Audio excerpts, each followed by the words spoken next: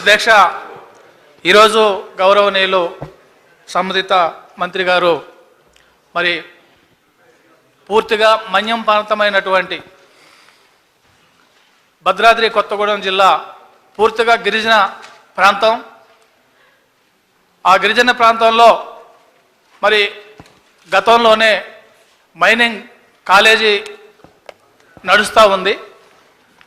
మరి ఎప్పటి నుంచో ఆ మైనింగ్ కాలేజీ మరి విశ్వవిద్యాలయంగా మరి తెలంగాణ ప్రభుత్వం వచ్చిన తర్వాత మా జిల్లా విద్యార్థులు కానీ చదువుకున్నటువంటి ఉత్సాహవంతులు కానీ ఎంతో ఉత్సాహంతో ఉన్నారు. ఎందుకంటే భద్రాద్రి కొత్తగూడెం జిల్లాలో అనేక పరిశ్రమలకి ఇవాళ హైదరాబాద్ తర్వాత కొత్తగూడెం భద్రాద్రి జిల్లానే పరిశ్రమలకి మారుపేరుగా ఉంది.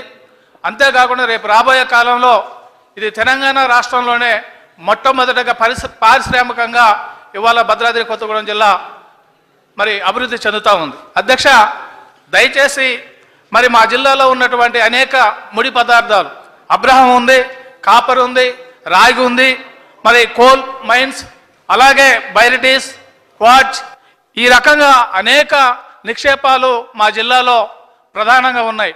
మరి ఇలాంటి జిల్లాలో మరి తప్పనిసరిగా మరి గౌరవ మంత్రివర్యులు ప్రతిపాదనలో ఉంది, మరి పరిశీలనలో ఉందంటున్నారు. దయచేసి దానికి సంబంధించినటువంటి ఈ ఏదైతే మైనింగ్ కాలేజీ ఉందో ఆ కాలేజీ పరిసరాల్లోనే ప్రభుత్వ భూమి, ఈ కాలేజీకి సంబంధించినటువంటి భూమి చాలా ఉంది. మరి అక్కడ అన్ని వసతులు ఉన్నాయి. కాబట్టి ఈ యొక్క మైనింగ్ మరి యూనివర్సిటీ తొందరగా ఇచ్చినట్లయితే మరి ఈ రాష్ట్రంలో ఉన్నటువంటి తెలంగాణ బిడ్డలకి విద్యార్థులకి న్యాయం చేయడానికి అవకాశం ఉంది. కాబట్టి తప్పనిసరిగా ఇది పరిశీలనలో కాకుండా వెంటనే ఇది ఏర్పాటు చేయాలని చెప్పేసి మీ ద్వారా గౌరవ మరి మంత్రి గారికి, ముఖ్యమంత్రి గారికి విన్నవించుకుంటున్నాను అధ్యక్ష.